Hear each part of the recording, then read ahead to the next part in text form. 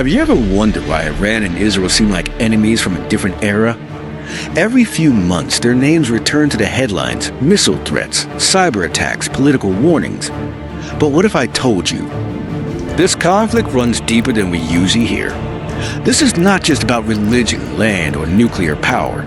This is the story of mistrust, power, and the fear of being erased. When Israel was founded after World War II, most Arab and Muslim countries rejected its legitimacy. But Iran actually recognized Israel. In the 1950s and 60s, Iran and Israel even had secret trade and military ties. Surprising, right? But then everything changed. In 1979, the Islamic Revolution swept through Iran. The Shah was overthrown. A new government came to power, religious, anti-Western, and openly hostile to Israel. They saw Israel not just as a rival, but as a symbol of Western control in the Middle East. From that moment, Iran declared itself to protect their Palestinians and began funding groups like Hezbollah and Hamas. In the 1980s and 90s, Iran and Israel rarely fought directly, but they fought from the shadows. Iran supported Israel's enemies. Israel, in turn, worked with Western allies to block Iran's military ambitions. Then came Iran's nuclear program.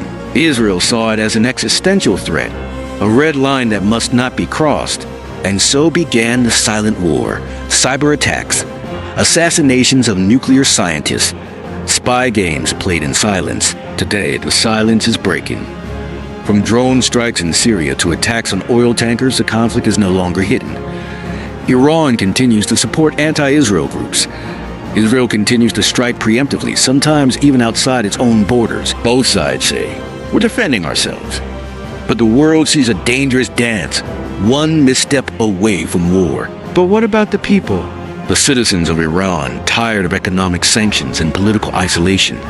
The citizens of Israel, living under the fear of rockets and retaliation. Families, children, ordinary lives. All trapped in a battle they didn't start. So, will Iran and Israel ever make peace? It's hard to say. When history runs deep, wounds take time to heal. But one thing is clear. In every story of war, there are stories of people waiting for peace, fearing for tomorrow, hoping to be heard. This was the story of Iran and Israel. Not just a conflict, but a history of fear, identity, and survival.